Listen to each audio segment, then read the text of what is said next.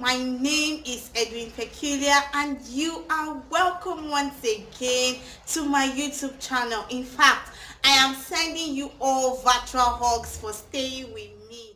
Today, I will be talking about investing in your financial knowledge, investing in financial literacy. Before we start, I'd like you to click on the subscribe button to subscribe to my channel.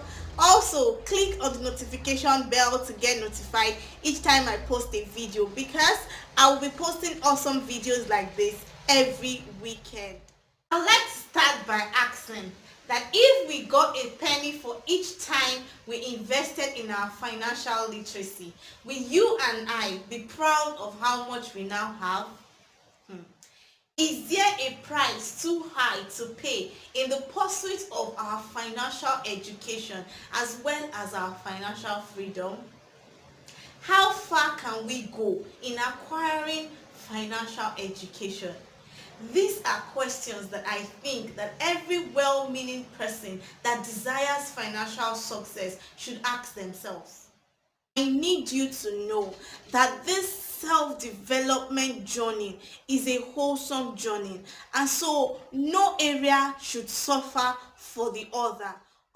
I do not want you to think that I have my own life all figured out and I'm here to dish out instructions and advice and tell you how to live your life and how not to live your life. No, in fact, I am on this journey of learning, unlearning, and relearning. And guys, this is a knowledge sharing experience. So feel free to share any useful information with me, just like I will be doing with you.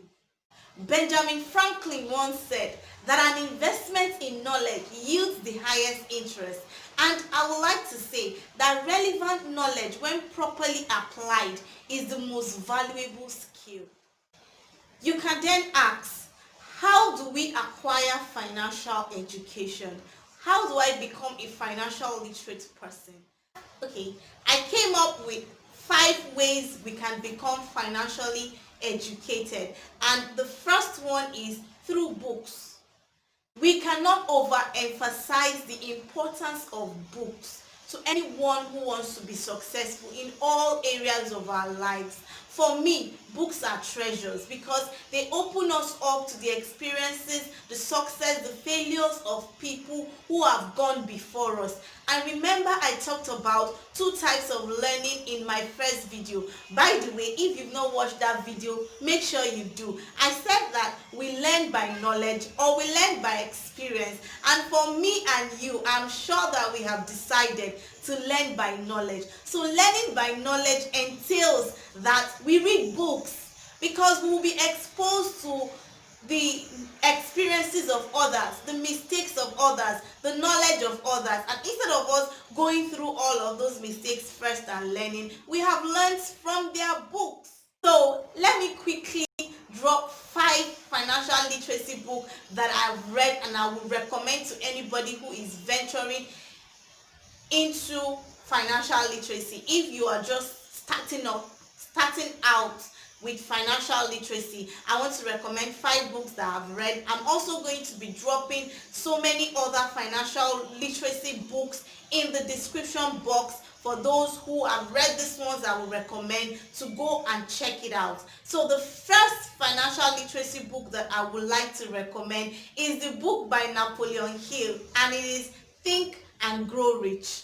I will recommend that book to any financial literacy starter.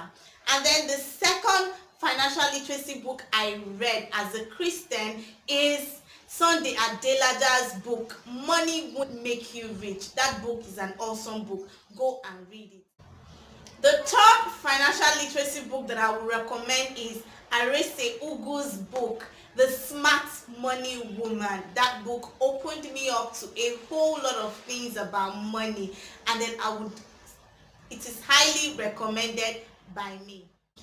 The fourth book that I will be recommending is The Rich Dad and the Poor Dad by Robert Kiyosaki. I hope I got that right. The fifth and final book that I will be recommending is Multiple Streams of Income by Robert G. Allen. These books are very good read for anyone who is starting out in financial literacy. The second way we can acquire financial education is through mentorship.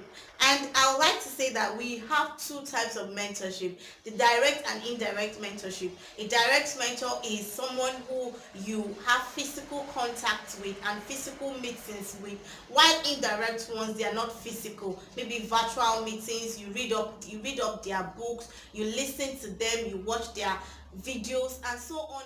And the third way we can acquire financial literacy is through healthy finance community, websites, social media platforms, and YouTube channels just like this.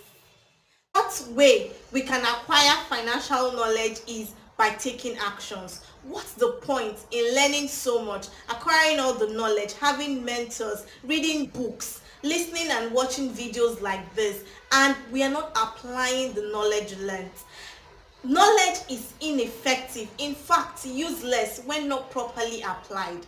So even if they are baby steps we have to take, no pressures, but let's take those steps because we are committed to getting better. So make sure that we are applying all the knowledge learned.